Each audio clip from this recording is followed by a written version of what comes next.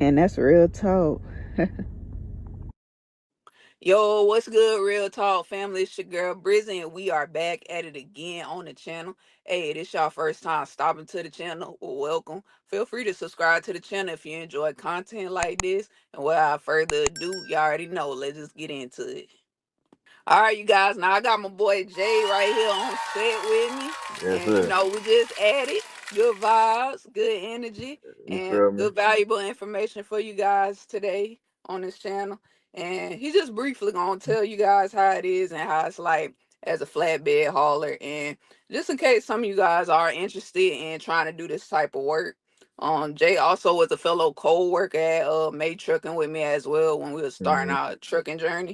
So Yeah. yeah, and he also got his own channel, so y'all definitely check my boy Yeah. out. You know what I'm So, saying? Get his jump running.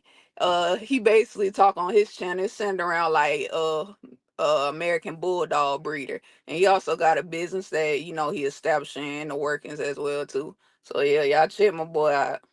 most All definitely. right, so Jay, briefly tell us, about like what it's like being a flatbed hauler, and how it's like working at your company. Well, I'll say if you're doing flatbed or what they call it open deck, um, I would say it's if you like to work like with your hands, Yeah, that would be the if you somebody who don't want to just drive all day, and actually do something, that would be for you. yeah. Cause you can strap things down, use chains, and when you get Mm-hmm. into open deck, it's a lot of you can upgrade real fast. So it's not just flatbed. You got Mm, flatbed, step deck, you got little boys, RGNs. It's a lot of mm. different, and you when Levels to it. right, and then you can Yeah. end up going Mm-hmm. to obviously the end goal is heavy haul, right? That's where the Yeah. big money is. So that's you start off flatbed, step deck, you can end up in heavy haul one day and making, who knows how much. Shoot. All right now. Yeah. Now, what are some of the advantages and disadvantages, I flatbed hauling? yeah, I say the advantage would be we normally like if you're doing flatbed work, we're Yeah. normally done before 5 o'clock. So Mm. like you said, we was coworkers, so I did reefer, I did drive in. Okay. It's no set time. Like you could be driving at 3 in the morning.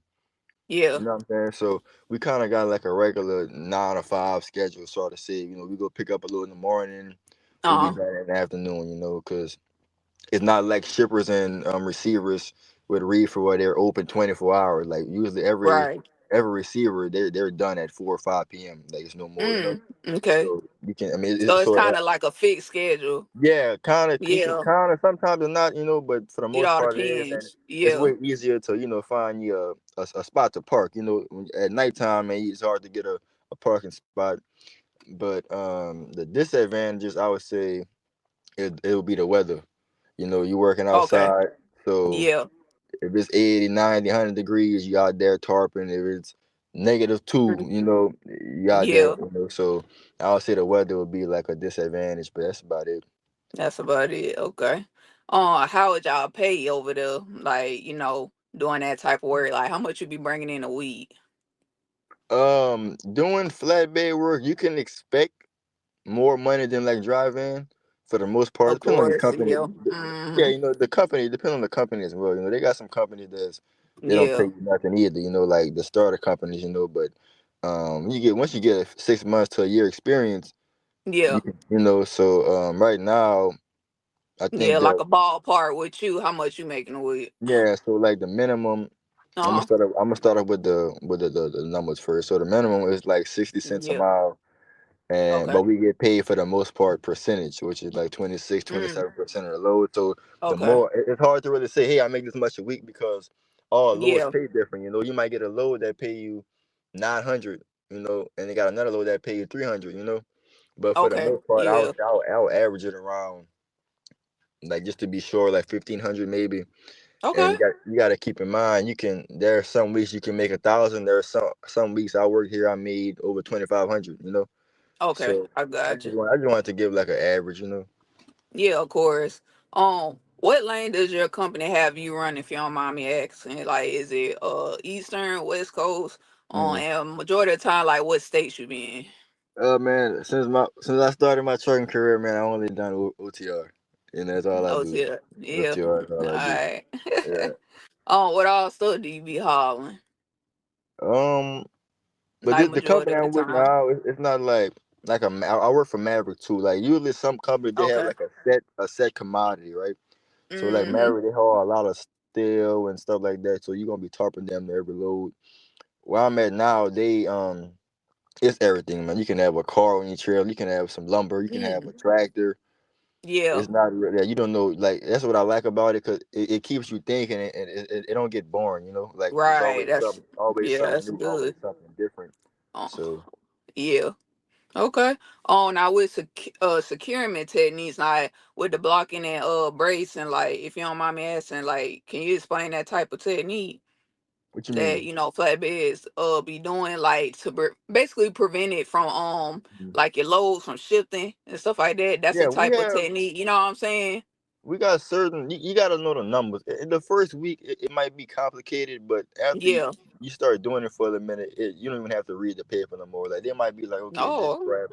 this Yeah. strap, like you might have a 2 inch strap that secures 2,000 Uh. pounds, and you have a 4 inch strap that secures 4,000 pounds, right? So Okay. you might have to look at that paper for Mm. your first week, but after a while, you can start doing the math in your head. You got like I don't know, 12,000 pound load. I can put Yeah. three straps on there. I'll be good, but you got to also take account for the length as well. Mm-hmm. So once you get it's like the chain, we get three different type of chains. You got some chain that secure Mm. four Okay. thousand, some chains secure 7,500, some chains secure 10,000. So Okay. it's a lot of stuff. Yeah, it's a lot, but you don't got it mastered down. I see. Yeah. That's I'm at the point good, now. boy. We just Yeah. get there, take the weight, and we know what we're doing. Yeah. Yeah. That's good. Okay. Now, can you name like a crazy time? Cause I know you, like you said, that weather. You know what I'm saying, can also hmm play an impact. With your lows. hmm Um, have you ever experienced like a real crazy time? You was like, Lord have mercy. You know? Oh yeah, I was actually I had one recently too, but I started with this first Yeah. one.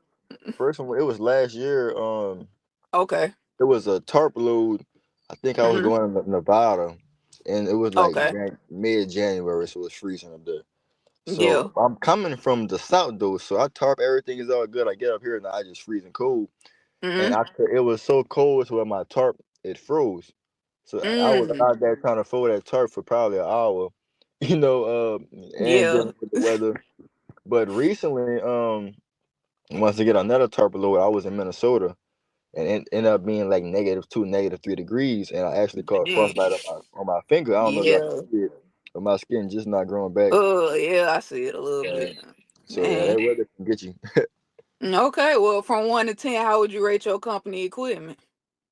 Oh, the equipment, I'll say a 10, 9, 10. 10. All right. Yeah, Okay. everything. Yeah, they need to put you in a new truck. All your equipment new, seven brake. You go get Yeah. some. Yeah. Okay. And if cause somebody was looking into doing this type of work, of course, like what would a piece of advice you would give to them? You know what I'm saying? Starting off, with this, like a good piece of Um, information as a starter. Yeah. flatbed. Yeah. Like what piece of advice would you give them starting off? Like some Um, words of wisdom. Yeah. always check your loads and never under secure. It's cool to over secure, Okay. but never under secure. Cause some people Yeah. might come from reefer or they might come from dry van or fuel hauling or where they don't Yeah. really have to stop, look back at their load, so they might be accustomed Yeah. to that. When you hear, man, a strap can rip, man, a chain can come Hmm. unloose, and if you don't keep stopping and paying attention, you can lose that load and end up killing yourself, killing somebody. We see it No, all the you time, right. So I'll say that, like, be attentive and like Hmm. be precautious. Like, don't, like, if they tell you, hey, stop every 20 miles to check it, Yeah, stop. Like, don't, you know definitely. what I'm saying? Yeah, Okay. All right. Well, hey, I appreciate your time. All that, as always, y'all. Y'all subscribe to my boy channel, like I said, and subscribe to the family as well, y'all. Comment if you got any questions. But yeah, I appreciate you, Jay, for yeah, it's stopping all on the good. family. All right, y'all. All right. Love.